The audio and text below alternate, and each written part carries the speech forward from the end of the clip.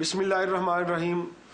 عزیز ساتھیوں، آپ جانتے ہیں کہ meet the press national press club اسلام آباد کا ایک تاریخی پروگرام ہے جس میں مختلف سیاسی جماعتوں کے سربراہان، مختلف ممالک کے وفود کے سربراہان اور وہ لوگ جنہوں نے مختلف شعبہ زندگی میں مختلف کارہائے نمایاں سر انجام دیے ہوتے ہیں وہ ہمارے مہمان ہوتے ہیں۔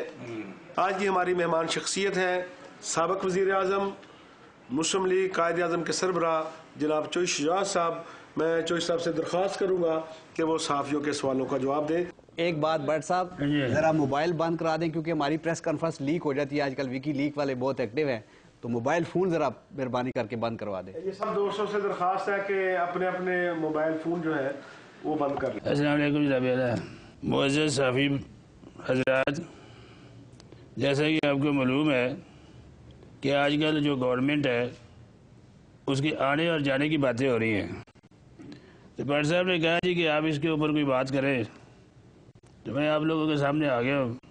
جس نے کوئی بات کرنی ہے کر رہے، سوال سوکھا پوچھنا ہے، جواب میں اپنی مرضی سے دیں گا، یہ مہربانی کرنا ہے، ٹھیک ہے جی؟ زبردست۔ اچھا چوئی صاحب یہ بتائیں کہ آج کل آپ کیا چکر چلا رہے ہیں کہ حالانکہ RGST جو مسئلہ تھا سینٹ میں آپ کی تعداد بھی کافی تھی، آپ اگر وہاں اپوز کرتے تو وہ ریجیکٹ ہو سکتا تھا، لیکن آپ نے وہاں سے بائیکاٹ کر کے حکومت کو وے دے دیا، اور دوسری طرف آپ مولانا فضل الرحمان سے ملاقاتیں کر رہے ہیں اور کہہ رہے ہیں کہ کبھی کہتے ہیں پنجاب حکومت ہم گرا سکتے ہیں، کبھی بلوچستان حکومت، تو یہ کیا چکر چلا رہے ہیں آپ؟ دو سوال ہیں۔ پہلے سوال کا جہاں تک تعلق ہے سینٹ سے GST RGST، ان کا نام ہی بڑی مشکلوں میں یاد کیتا ہے۔ ہاں وہ میں دیکھا جناب کہ کوئی بندہ کوئی کام، جماعت جو ہے وہ کوئی کام کر ہی نہیں رہی تھی، نہ کوئی اس کی مخالفت کر رہا تھا نہ کوئی کچھ کر رہا تھا، تو اڑی خبر بنانے واسطے واک آؤٹ کیتا سی، اس گل کو سمجھو۔ یہ جہاں تک فضل الرحمان کی بات کی ہے، نواز شریف نے مجھے کہا کہ جناب میں نے نواز شریف سے کہا کہ آئے ہم مل بیٹھ کے کوئی قومی مفاہمت کی سیاست کریں۔ انہوں نے کہا جی میں ان کے ساتھ بیٹھنے کے لیے تیار نہیں ہوں۔ میں نے کہا اچھا جی اگر بیٹھنے کو تیار نہیں تو میں کھڑے ہونے کو تیار ہوں۔ وہ پھر اٹھک پٹک چنگی تو نہیں لگتی، نواز شریف نہیں من جاتے، فضل الرحمان والے ٹر پہ۔ میں ناصر چشتی میرا نام ہے، جنگ اخبار سے۔ ماشاء اللہ۔ آپ بلوچستان حکومت گرانے کی بات کر رہے ہیں، آپ کے پاس تو تعداد بھی پوری نہیں ہے، آپ کیسے کرائیں گے؟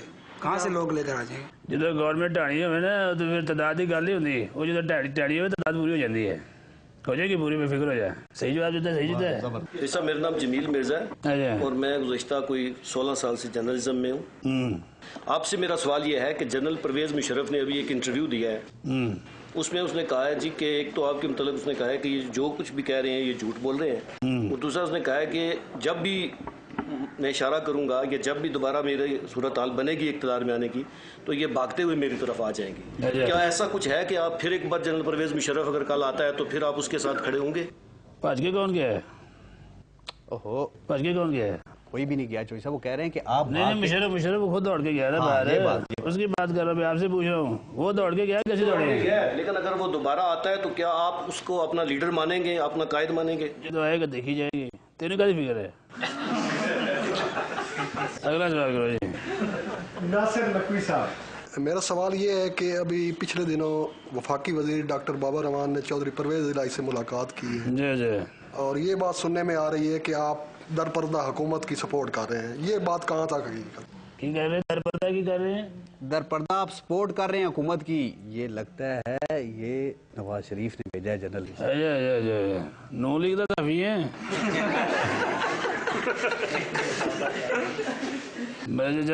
سوال کیا چل رہا ہے؟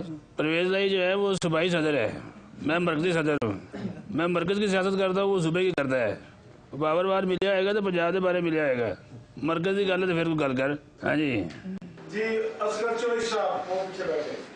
چوئی صاحب گزارش یہ ہے کہ چینی کی قیمتیں جو ہیں وہ 128 سے جا کے پھر 72 کے اوپر آ گئی ہیں، اب آگے کہاں تک لے کر جائیں گے اور اس میں کون کون ملوث ہے؟ نہیں تیرے 128 تھے، تراز سے 17 تھے۔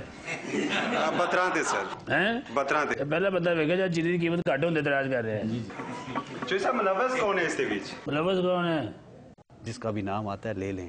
یہ گل کا جواب میرے مشاہد نہیں دسیا کہ ملوث کون ہے۔ بھائی چوئی صاحب آپ کی جو پولیٹیکل وزڈم کے حوالے سے نون لیگ نے بڑی تنقید کی ہے کہ یہ چودھری نہ ادھر کے ہیں نہ ادھر کے، نہ ان کی کوئی پارٹی ہے، تو نیکسٹ سینیریو میں آپ کی پالیٹکس کس سائڈ پہ جاتی ہوئی نظر آتی ہے؟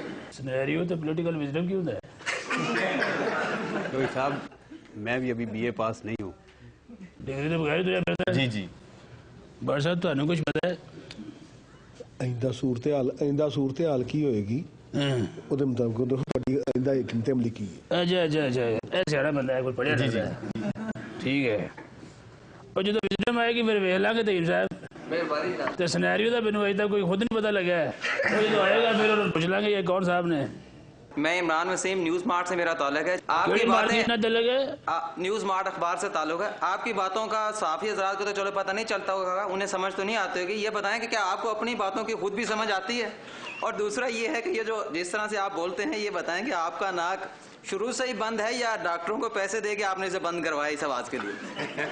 نہیں, میں تمہیں یہ کہا تھا کہ تو تیرے کے روٹی رکھی ہوئے, تیری بھوک بھی لگی ہوئے, تو میں جا کے لاجا پھر کی پڑے گا تیرا.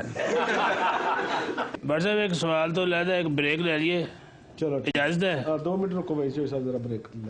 بریک دے دوران جڑا بندہ بیٹھا ہے نا, انہیں پتا کر کے رہتا کتنے. جی ٹھیک, بریک لو جناب, اسی ذرا حساب کتاب کرنا ہے.